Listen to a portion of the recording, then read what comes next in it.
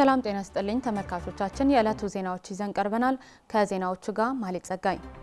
በቅድሚያም በትናንትናው ዕለት የተከሰተው የመሬት መንቀጥቀጥ በሰሜኑ የሀገሪቱ ክፍል ካለፉት 20 ዓመታት ውስጥ በመጠኑ ከፍ ያለ መሆኑን በመቀለ ዩኒቨርሲቲ መምህርና የስነ ምድር ተመራማሪ ፕሮፌሰር ምሩጽ ሐጎስ ገለጹ።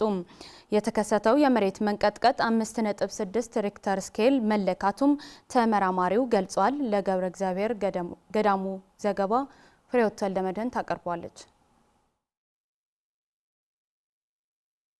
በትናንትናው ዕለት በትግራይ የተለያዩ አካባቢዎችን ጨምሮ በአንዳንድ የሰሜኑ የሀገሪቱ አካባቢዎች ከፍተኛ ንዝረት ያለው የመሬት መንቀጥቀጥ ተከስቷል። የተከሰተው የመሬት መንቀጥቀጥ ከመቀለ ከተማ ሰሜን ምስራቃዊ አቅጣጫ 49 ኪሎ ሜትር ርቀት ላይ በሚገኝ ማዕከሉ አፋር ያደረገ መሆኑንና በሬክተር ስኬል 5.6 ሆኖ መመዝገቡ ከዝግጅት ክፍላችን ጋር ቆይታ ያደረጉት በመቀለ ዩኒቨርሲቲ መምህርና የስነ ምድር ተመራማሪ ፕሮፌሰር ምሩጽ ሐጎስ ያስረዳሉ። ተመራማሪው የክስተቱ መነሻ ምክንያት ብለው የገለጹት ትግራይ በምዕራብ ጫፍ ስምጥ ሸለቆ የምትገኝ በመሆኗ በአፋር የመሬት መደርመስና መሰንጠቅ በሚያጋጥምበት ወቅት በትግራይ የተለያዩ አካባቢዎች በተደጋጋሚ በርዕደ መሬት የሚጠቁ መሆናቸውም ፕሮፌሰር ምሩጽ ሐጎስ አክለዋል። አፋር ሐጓፍ ሽንጥሮ ዝበሃል አፍቲ ምዕራባዊ ጫፉ እያ ትርከብ ትግራይ በአፋር የስምጥ ሸለቆ በምዕራባዊ ክፍል ላይ የምትገኘው አብዛኛው የትግራይ ክፍልም ከዚህ ጋር የተያያዘ ነው።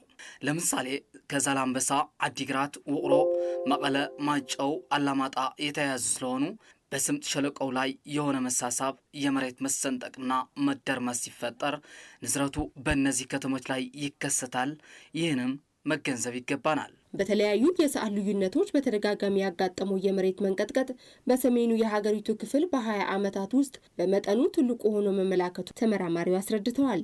ካብ 4 ሬክተር ስኬል ንላዕሊ ዘለው መብዛሕትኡ ግዜ ተዓቂኖም ሳይንሳዊ ትንታኔ እውን ይወሃበሎም ኢልና ናብቲ ናይቲ ማል እውን ክንመጽእ እንከለና አብዛኛውን ጊዜ ከ4 ሬክተር ስኬል በላይ የሆኑት በባለሙያዎች ተለክተው ትንተና ይሰጥባቸዋል። በትናንትናው ዕለት የተከሰተውም ማህበረሰቡ ብዙም ትኩረት አልሰጠውም እንጂ ከቀኑ 9 ሰዓት ላይ ነው የጀመረው። ትልቁ መጠን የታየው በማህበረሰቡ ዘንድም ድንጋጤ የፈጠረውና በሰሜኑ የሀገሪቱ ክፍል በ20 ዓመታት ውስጥ ከፍተኛ መጠን የሆነው 1 ሰዓት ከ20 ደቂቃ ላይ የተከሰተው 5.6 ሬክተር ስኬል ሆኖ የተመዘገበው የመሬት መንቀጥቀጥ ነው።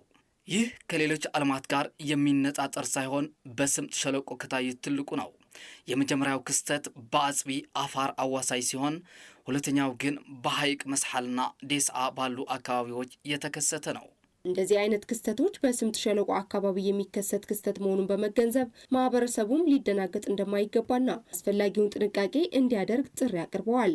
ኣብዚ ሰዓቱ እዚ ዝኾነ ርዕደ መሬት ከጋጥም እንከሎ ሕዚ ምጭንና ምጽዳፈ የድልን የመሬት መንቀጥቀጡ በሚያጋጥም ጊዜ ማህበረሰቡ ሳይደናገጥ በቤት ውስጥ ከሆነ ወደ ሜዳማ አካባቢ መውጣት፣ ጊዜ የማይሰጥ ከሆነም በቤት ውስጥ ዋስትናው በተጠበቀ ቦታ መቀመጥ፣ በፎቅ የሚኖሩ ሰዎች ደግሞ ከመስተዋት መራቅና በኮለኖች ላይ መጠጋት፣ ከኤሌክትሪክና ትላልቅ ዛፎች መራቅ ያስፈልጋል።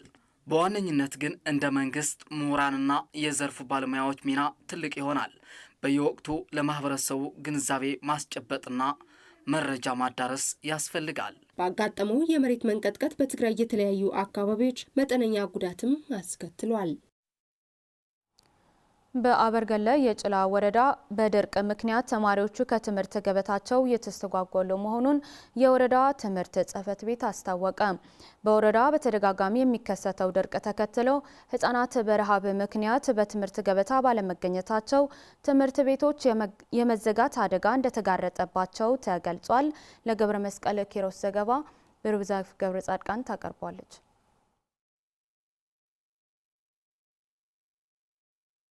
ተማሪ ገብረ ጊዮርጊስ ሙሌይ በአበርገለ የጭላ ወረዳ የስዬ ጣቢያ ነዋሪ ሲሆን የ21 ዓመት ወጣት ሆኖ በጎመን ገሙሉ አንደኛ ደረጃ ትምህርት ቤት የ3ኛ ክፍል ተማሪ ነው። ወጣቱ በዚህ ዕድሜው የ3ኛ ክፍል ተማሪ የመሆኑ ምክንያት ደግሞ አካባቢያቸው ለድርቅ መጠቃቱ ተከትሎ መሆኑን ይናገራል። ድርቅ ናወቃና በቀላብ እንጀራ ዓለምና ኸርኩ ማለት ድርቅ እያጠቃን እንጀራ ፍለጋ ስለምንሄድ ነው። አሁንም ብዙነን የነበር ነው። ሌሎች ምግብ ፍለጋ ትምህርታቸውን አቋርጠዋል። እኔ ግን አንድ ቀን እየመጣሁ ሌላኛው ቀን እየቀረሁ በቻልኩት አቅም እየተማርኩ ነው። ህፃን ኢየሩሳሌም ክፍላይም የ3ኛ ክፍል ተማሪ ስትሆን በአካባቢያቸው ድርቅ ያስከተለው አስከፊ የኑሮ ሁኔታ ከፍተኛ ረሃብ በመኖሩ በርከት ያሉ ጓደኞቿ ከትምህርት ገበታ መቅረታቸውን ትገልጻለች። አቋራጻ ደፍተሬ ገዝልኝ ቢሬ ገዝልኝ ነው አሉ። ደብተር እስክርቢቶ የሚገዛላቸው ስላጡ ድርቅ ስለሆነና የሚያግዛቸውም ስላላገኙ ትምህርታቸውን አቋርጠዋል። የደብተር የእስክርቢቶ እንዲሁም የምግብ ድጋፍ ቢኖር ተማሪዎች አያቋርጡም ነበር። አካባቢው በተደጋጋሚ ለድርቅ ተጋላጭ መሆኑ ተከትሎ የአካባቢው ህብረተሰብ ለከፍተኛ ረሃብ እየተጋለጠ እንደሚገኝና መንግስታዊና መንግስታዊ ያልሆኑ ተቋማት ያለውን ነባራዊ ሁኔታ በመገንዘብ በተለይም ተማሪዎች ከትምህርት ገበታቸው እንዳይፈናቀሉ የምገባ ስርዓት እንዲያደርጉላቸው ተማሪዎቹ ጠይቀዋል። ሀገዛ ተልትመጽ የምግብ ድጋፍ ቢኖር ተማሪው ይማር ነበር። ተማሪው ማር ነራም የደብተር የእስክርቢቶ እንዲሁም የምግብ ድጋፍ ቢኖር ተማሪዎች አያቋርጡም ነበር። የጎመን ገምሉ አንደኛ ደረጃ ትምህርት ቤት ምክትል ርዕሰ መምህር መምህር ሐዲሽ ገብረ ማርያም በ2018 ዓ.ም የትምህርት ዘመን በትምህርት ቤቱ ከ1100 በላይ ተማሪዎች የተመዘገቡ ቢሆንም በድርቁ ምክንያት የሚያቋርጡ ተማሪዎች ቁጥር ሊያሻቅብ እንደሚችል ይናገራል። ጠቅላላ ትልምና 1117 ጠቅላላ እቅዳችን 1117 ተማሪዎች ለመመዝገብ ሲሆን እስካሁን 1140 ተማሪዎች ነው ተመዝግበዋል። ሆኖም ግን እስካሁን ትምህርት በማቋረጣቸው ምክንያት 981 ደርሰዋል። በድርቁ ምክንያት ያቋረጡ ሌላ አካባቢ የተፈናቀሉም በቀን ስራ የተሰማሩም አሉ። በዚህ ምክንያት የተማሪዎች ከትምህርት ገበታ ማቋረጥ ከዚህ ሊያሻቅብ ይችላል የሚል ስጋት አለን። የአበርገሌ ጭላ ወረዳ የትምህርት ጽሕፈት ቤት ኃላፊ መምህር ጊዜያዊ ተክላይ በበኩላቸው በ2018 ዓ.ም የትምህርት ዘመን በወረዳ ደረጃ ከ30 ሺህ በላይ ተማሪዎች ለመመዝገብ ታቅዶ የነበረ ቢሆንም የተመዘገቡት ግን ከ26 ሺህ እንደማይበልጡ አብራርተዋል። የያዝነው እቅድ ከ30 ሺህ በላይ ተማሪዎች ለመመዝገብ ነበር። የተመዘገበው ግን 26 ሺህ ተማሪ ነው። እስካሁን በትምህርት ገበታ የተሰማራ ተማሪ ደግሞ 18159 ተማሪ ነው። በተለይ በድርቅ በተጠቁ 6 ጣቢያዎች የሚገኙ ትምህርት ቤቶች የትምህርት ማቋረጥ ችግር ጎልቶ እየታየ በመሆኑ መንግስታዊና መንግስታዊ ያልሆኑ ተቋማት ድጋፍ እንዲያደርጉ ኃላፊው አክለው ጠይቀዋል። ፍተን 6 ጣቢያታት 17 አብያተ ትምህርት አለዋል። በ6 ጣቢያዎች በ17 ትምህርት ቤቶች አሉ። እነዚህ 17 ትምህርት ቤቶች ከ10 ሺህ በላይ ተማሪዎች አሉ። ስለዚህ በድርቁ ምክንያት ወደ ትምህርት ቤት አልመጡም። በተለይ ባላሆ የምትባል በያቂር ጣቢያ ያለች ትምህርት ቤት በመዘጋት አደጋ ላይ ነው ያለችው። እነዚህ ተማሪዎች ወደ ትምህርት ገበታው እንዲመጡ የማነሳሳት የማነቃቃት ስራዎች እንዲሰሩና መንግስት ይሁን መንግስታዊ ያልሆኑ ተቋማት ምገባ ድጋፍ ሊያደርጉ ይገባል። በአበርገሌ ጭላ ወረዳ 45 ትምህርት ቤቶች እንዳሉም ለማወቅ ተችሏል።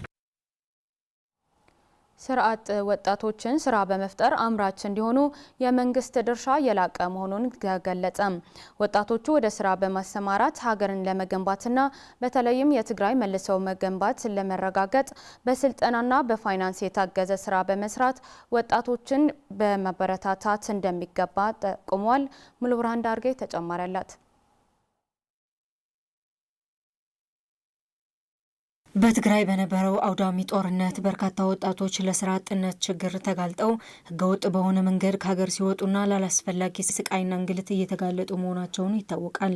ይህንን ለማስቀረትም ወጣቱ በራስ ተነሳሽነት በመንግስትና መንግስታዊ ባልሆኑ አካላት ትብብር ወደ ስራ ገብተው በስራ ፈጣሪነትና ራስን በመቻል አኳያ በርካታ ስራ መስራት ተገቢ መሆኑን መስፍን ኢንዱስትሪያል ኢንጂነሪንግ ግሩፕ ባካሄደው የብራንድ ማሳወቅ መድረክ የተገኙ ሰራተኞችና ወጣቶች ገልጸዋል። የተማቻቸ ነገራት ክሊ ብርግጥ ነገር ግን ንዝለሎ ነገራት በርግጥ ያልተመቻቹ ነገሮች ሊኖሩ ይችላሉ። ቢሆንም ግን መሰናክሎችን በትጋት በማለፍ ቀድሞ የነበሩ መልካም ተሞክሮችን በመውሰድ ቀድሞ የነበረችውን ትግራይን ለመመለስ መስራት ይገባዋል የሚል እምነት አለኝ።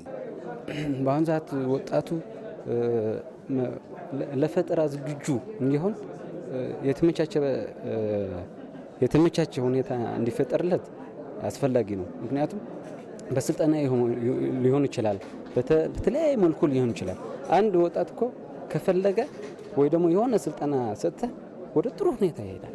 ምክንያቱም ስልጠና ብቻ ነው የሚያስፈልገው። ማይቀየር ነገር የለምና ሰርቶ ጠንክሮ ከሰራ ሁሉ ነገር ይቀየራልና ጠንክሮ መስራት አለበት ወጣቱ እላለሁ።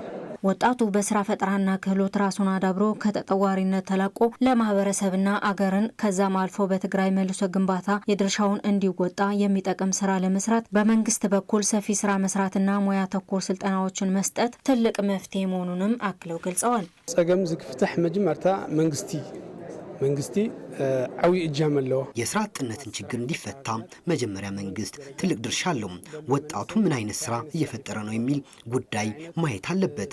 ስራ አጥነት ብቻ ሳይሆን ሰላም ዋነኛ ጉዳይ መሆኑን ማየት አለበት። አዳዲስ ፈጠራዎችን በማበረታታት ዙሪያ መሰራት ይኖርበታል። ወጣቶቹ አክለው መንግስትና መንግስታዊ ያልሆኑ አካላት በመቀናጀት ወጣቱ አምራቹ ኃይል እውቀቱንና ጉልበቱን ተጠቅሞ ነገን በማለም ስራ አጥነትን በመቀነስ ረገድ የበኩሉን እንዲወጣ ሁኔታዎችን ማመቻቸት እንደሚገባም ጠቁመዋል። ገንዘብ ሐገዝ ክጅምር ይኽእል እዩ።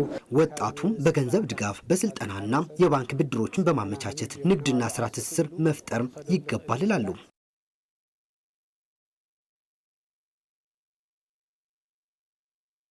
ዜናዎቻችን እነዚህ ናቸው። አብራችሁን ስለነበራችሁ እናመሰግናለን። ከቀሪዎች የትግራይ ቴሌቪዥን ፕሮግራሞች ጋር ሰላም።